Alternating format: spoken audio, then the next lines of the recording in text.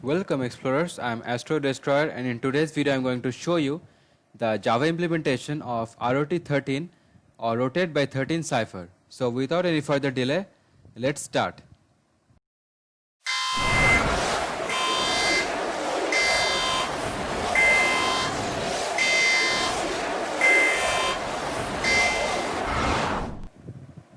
So let me first of all open the Eclipse. And now before writing the code, let me tell you something about ROT13 cipher or Rotate by 13 cipher. Basically, it is a special instance of Caesar cipher wherein the shift difference in the encrypted text as well as the decrypted text characters is 13. But in Caesar cipher, we have seen that the such difference is 3. So if you haven't checked out the video of Caesar cipher, then you can check that out and have a basic idea of how the cipher works.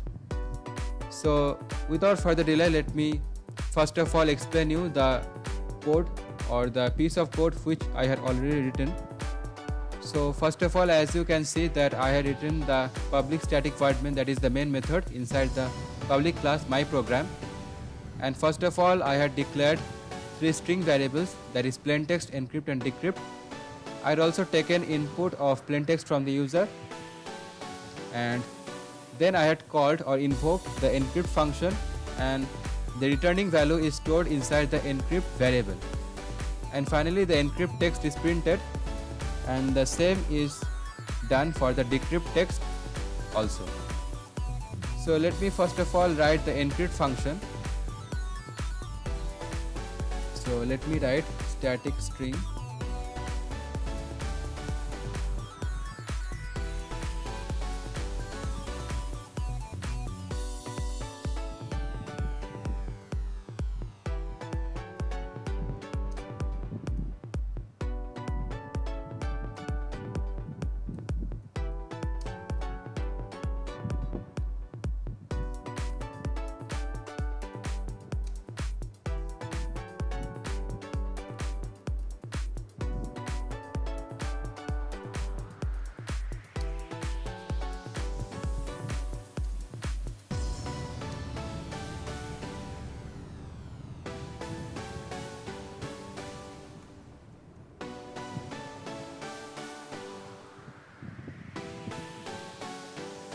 So first of all, I had declared or taken 3 lines for the declaration.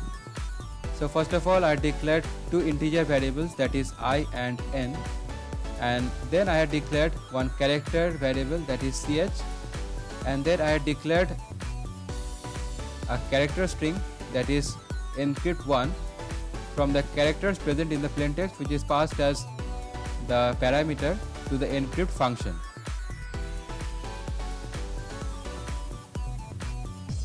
Now I am going to run a for loop which will form the main framework or the main piece of code for this encrypt function.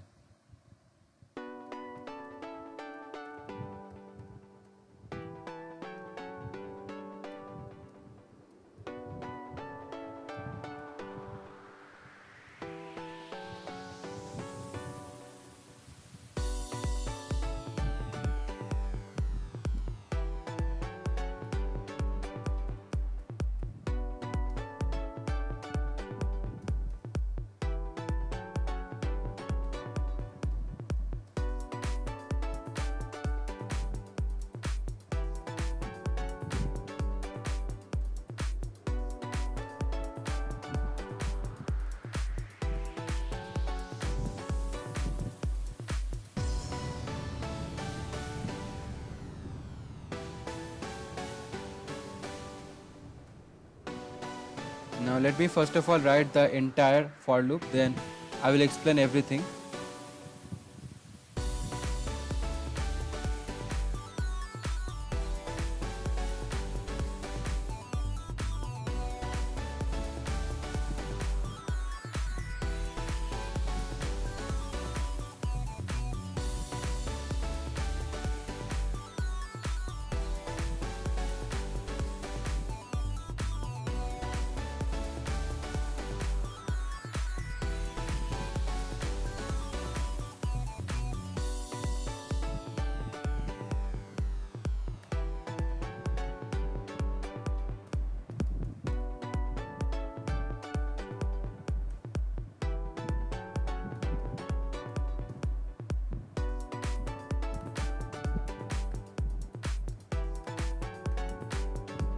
So finally I am done with writing the for loop. So come to the first part, that I had iterated, or I had taken one iterable variable, that is I, and basically I will run as many times as are the number of characters present in the plain text. So for each of the iteration I am going to take each of the characters present in the plain text one by one, and first of all I am going to store each of the numerical equivalent or the ASCII equivalent of each of the characters present in the plain text, and then I am going to do one comparison, that is whether the value of n or the ASCII equivalent for each of the character is greater than equal to 78 or not. So if the condition holds true, then I am going to increase the index or increase the ASCII value by 13, and basically this if condition forms the terminal condition. Suppose you have one character which is greater than or equal to the index which the character n of the English alphabet has. So basically if you go by the index from the first position, that is 1, if you consider A having the position 1, then n will have the position of 14 and O will have the position of 15 and so on. So basically for beginning with n, or if you begin with n, then it will assume the index position 78 going by the ASCII convention. So for such characters present in the plain text, I am going to perform this operation, that is I am going to increase their ASCII equivalent value by 13, and I am going to now apply the cyclic condition, that is if after applying n plus equal to 13 it exceeds the place value of 90, then it will form a cyclic manner and it will again go to the first character of the English alphabet, that is A, and subsequently the place values will be shift. And for this I written this code n equal to n minus 90 plus 64, and after that I am going to again convert the modified ASCII equivalents into the character format, and finally I am going to store the character inside the corresponding encrypt position of which the character actually belongs to. So for each of the characters I am going to do the same, and if suppose we have a character inside the plain text that is having the index value lesser than what the English character n has. So suppose it is m or less than m, such as B, C, E, G, H. For these characters I am going to run the else condition, and in the else condition I am going to do a plain plus 13 with the ASCII equivalent, and then I am going to convert each of the ASCII equivalent back into the character form, and after that I am going to place the character back in the position of the actual character in the plain text. So this is the for loop, and after that I am going to convert the character array back into the string. For that I am going to declare a string variable, that is encrypt2. So let me do that. String encrypt2 equal to new string,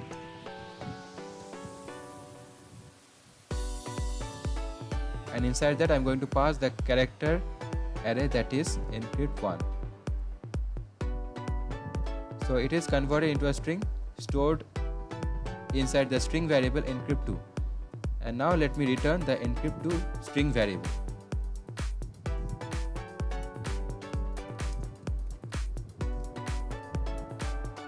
So we are done with writing the encrypt function. Now let me write the decrypt function. Basically the decrypt function is also similar, so let me copy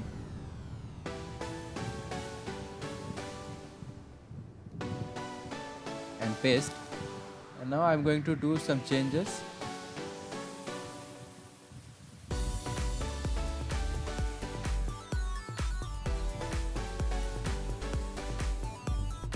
Basically, the decrypt function is going to take the encrypt variable as its input,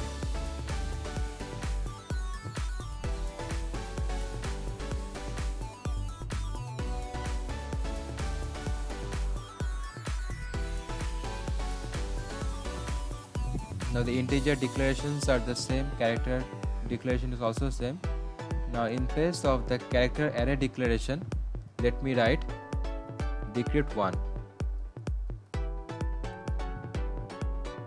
and in place of pt let me write encrypt. And now for the for loop,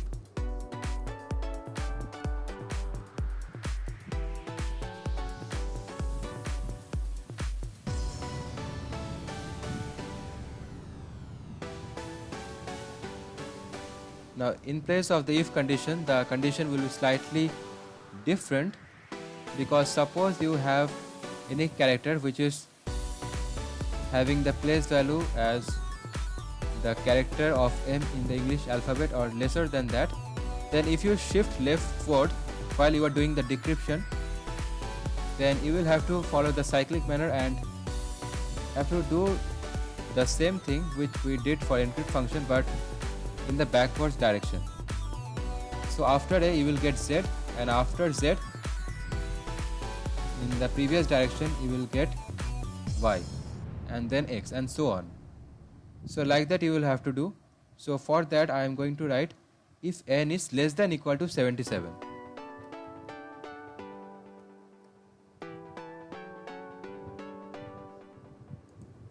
And similarly n minus equal to 13 for decrementing the place value or ASCII equivalent by 13 steps of intervals.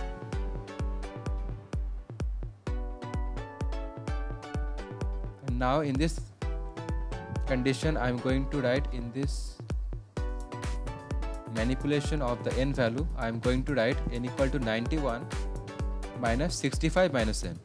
Now if you are clever enough, then you can easily understand what is the logic behind this important line. And now finally I am going to convert the ASCII equivalent back into the character form and place it into its corresponding place in the encrypt variable or encrypt character array. Sorry, in this case it will be decrypt 1.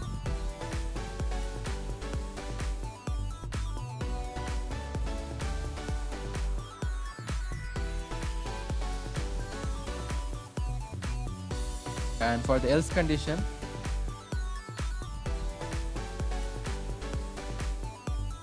we have to do the plain decrementation and conversion into the character form, and finally in the place of encrypt 1 write decrypt 1.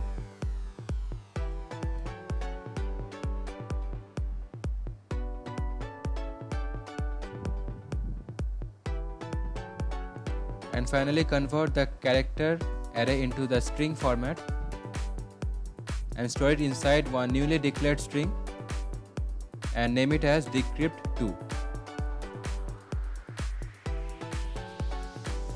and pass decrypt1 as usual and return decrypt2.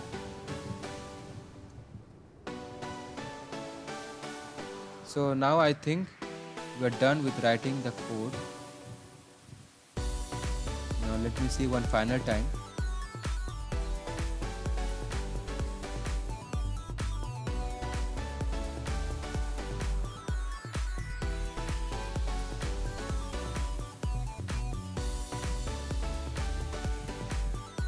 So I think it doesn't have any error.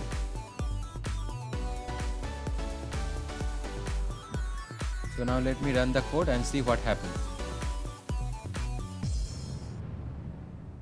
So as usual it is telling us to enter the plain text. Let me write the same thing.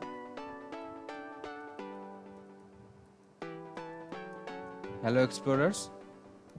And as you can see, we had got the encrypted text as well as the decrypted text, and for each of the characters present in the plain text, as you can see, they are incremented or shifted to the right side of the cycle by units of 13, and for the decrypted text for each of the characters, they are shifted to the left side by units of 13 from the encrypted text place values, from the place values of the characters of the encrypted text.